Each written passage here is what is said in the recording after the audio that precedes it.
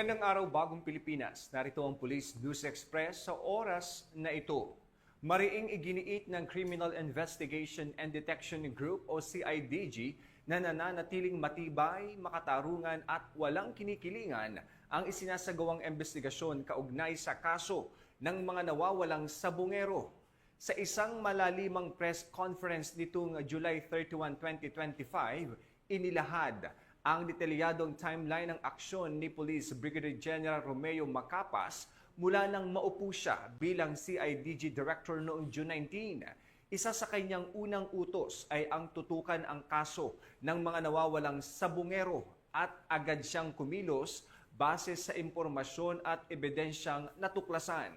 Ayon sa CIDG, matagumpay nilang naaresto at naibalik sa bansa ang 2 taong itinuturing na missing link sa kaso, sina Jose Patidongan at Ella Kim Patidongan na na-identify mula sa CCTV footages ng ATM withdrawals at pag-escort sa isa sa mga biktima.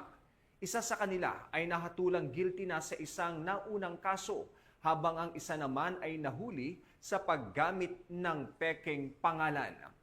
Binigyang diin ng CIDG ang legal na estratehiya sa pagsampa ng kaso laban sa 2 sospek upang maisailalim sila sa proseso ng discharge as state witnesses alinsunod sa Rule 119 ng Revised Rules of Criminal Procedure. Dagdag pa ng PNP, kahit noong 2022 pa sinimulan ang investigasyon, hindi kailanman bumitaw ang CIDG. Sa katunayan, sa ilalim ng bagong pamantayan ng DC-20, isang klasifikasyon para sa mga kaso ng high risk, high profile at malalaking krimen tulad ng droga, terorismo at money laundering, mas mataas ang antas ng ebidensyang kinakailangan upang maisampa ang kaso.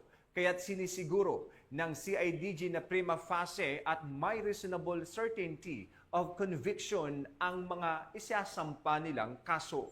Muling tiniyak ng PNP sa mga pamilya ng nawawala na patuloy ang kanilang pagkilos at hindi sila titigil hanggat hindi nakakamit ang katarungan para sa mga nawawalang sabungero.